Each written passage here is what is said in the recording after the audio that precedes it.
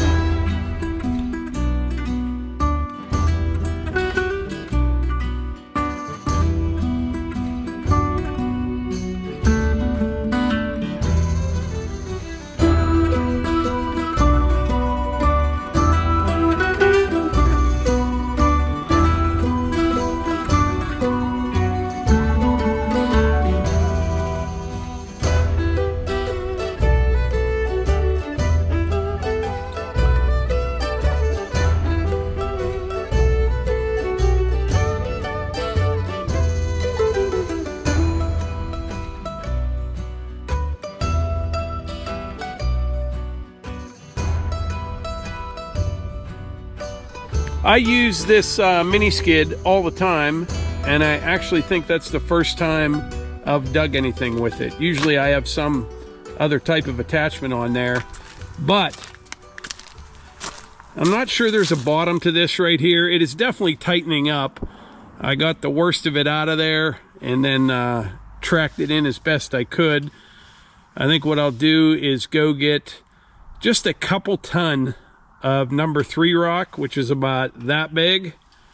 We'll go get that, put it in here, and then grade it up. Then we'll go get a load of 2A limestone and finish it up. So let's go get some rock.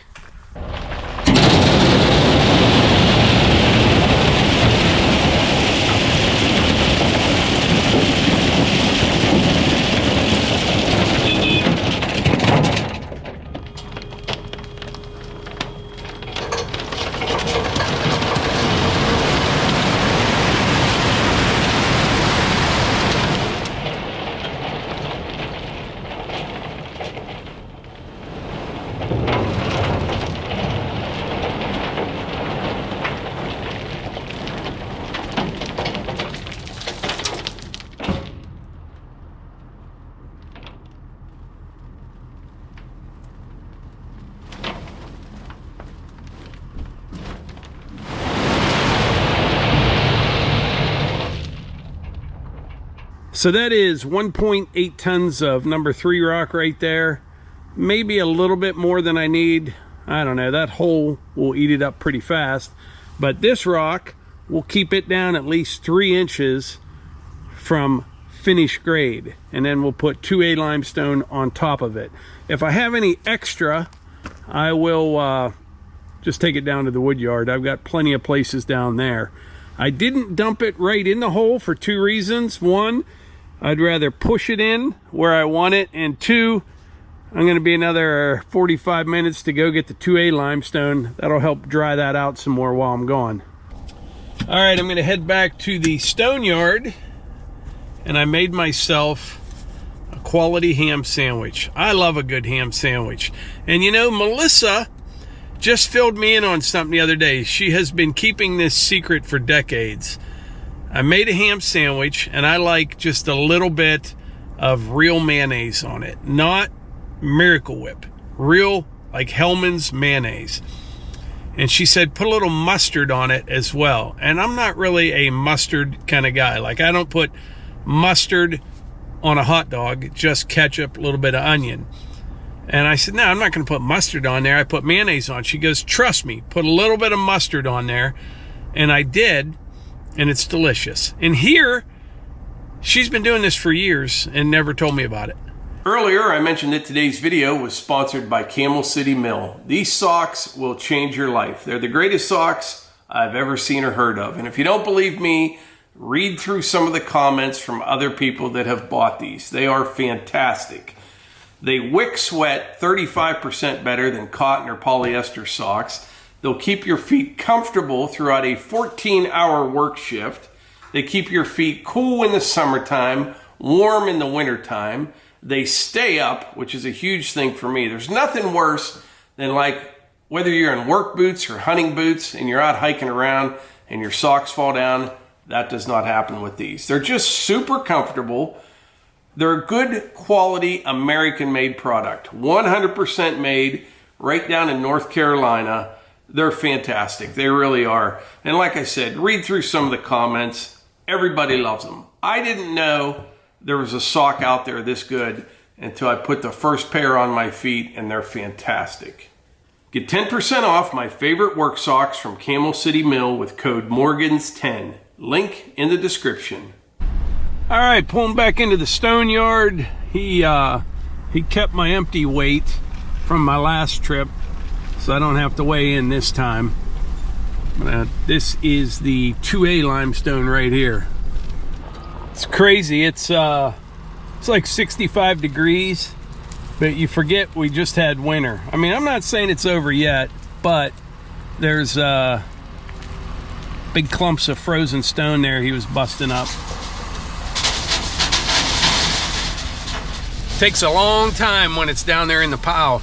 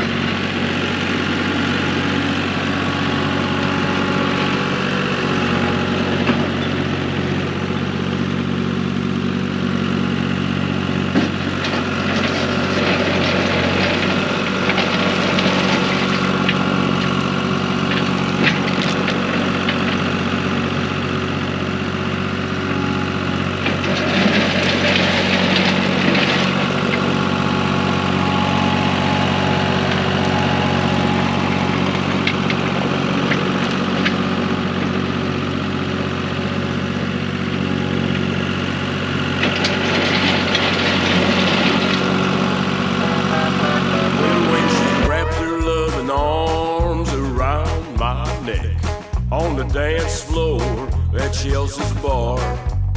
I should have turned her away, but I was out of sea. I was fire and she was gasoline.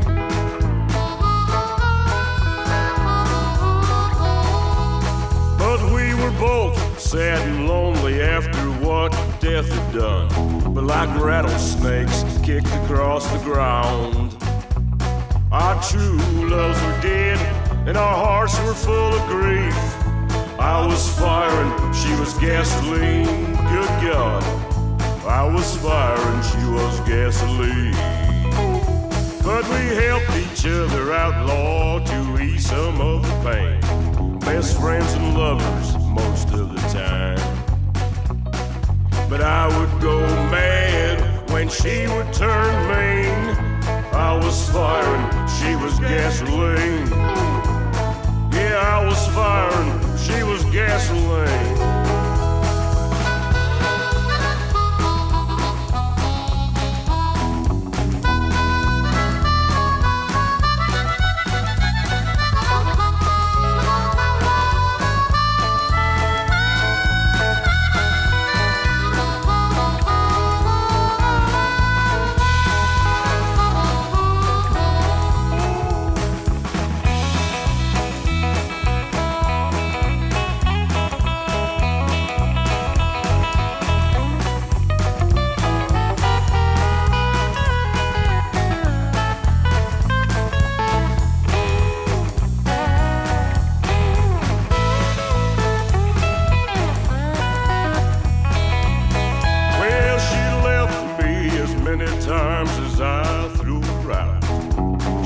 Stay together or apart.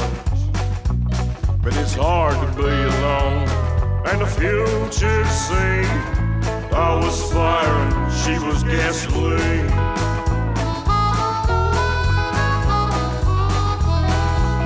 But when we got locked up in the Chester County Jail, we both knew it was too far out of hand. Staring at 5 years in the penitentiary, I was fire and she was gasoline. Good God, too much fire and too much gasoline. Well, we cleaned that mess up, we made amends the best we could, but we could not be together anymore. I can't say that I don't miss you, but we gotta let it be. 'Cause I'm still fire and you're still gasoline. Yeah, I was fire and you was gasoline. I was fire and you was gasoline. All right, what do you think, Melissa? Looks good. Yeah, it does. It's like brand new. Nice day. What do you think? It's a beautiful day. I hope we have... It looks like all week like this. I hope so. Me too. You gonna take the dogs out the trail later? What? Is it dry? It's dry. Well, dry enough. Okay. We're going to take the dump trailer down to the Woodyard and we'll go from there. Okay, sounds good.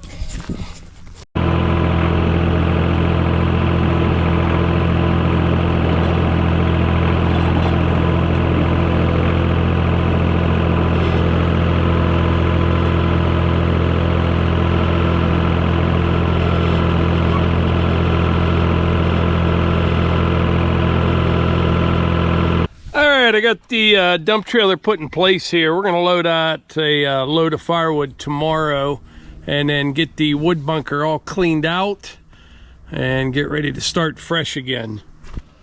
But it has been just an absolutely beautiful day. I mean, it's close to 70 degrees, not a cloud in the sky, nice breeze drying everything up, trying to get used to the time change, which hasn't gone real well, to tell you the truth. Yesterday morning, I was up and at 'em at 4:30. I was in the building doing a bunch of stuff, then editing video. I mean, I was on fire yesterday.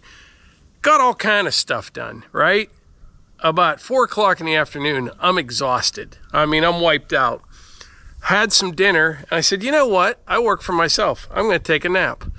And I took about an hour nap. All right. I thought it was a good idea. Horrible, horrible idea. Next thing I know, I get up, get into a few things. It's midnight last night. I'm wide awake. I was. So I need to get on track with all that. I sleep about 6 hours, and then I'm up, you know, and I'm ready to go. That's about what I need, a good 6 hours. Maybe once every couple weeks, I'll do what we call around here a second sleep, where, you know, I'll get up at 4:30 and then just kind of sit around for a little bit, and then you take your second sleep. Could be another hour and a half.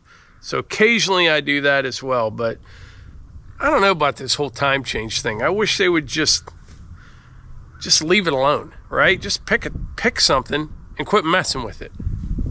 I don't know. But anyway, I think that's about it for today's video. I appreciate y'all being here, and I will catch you on the next one.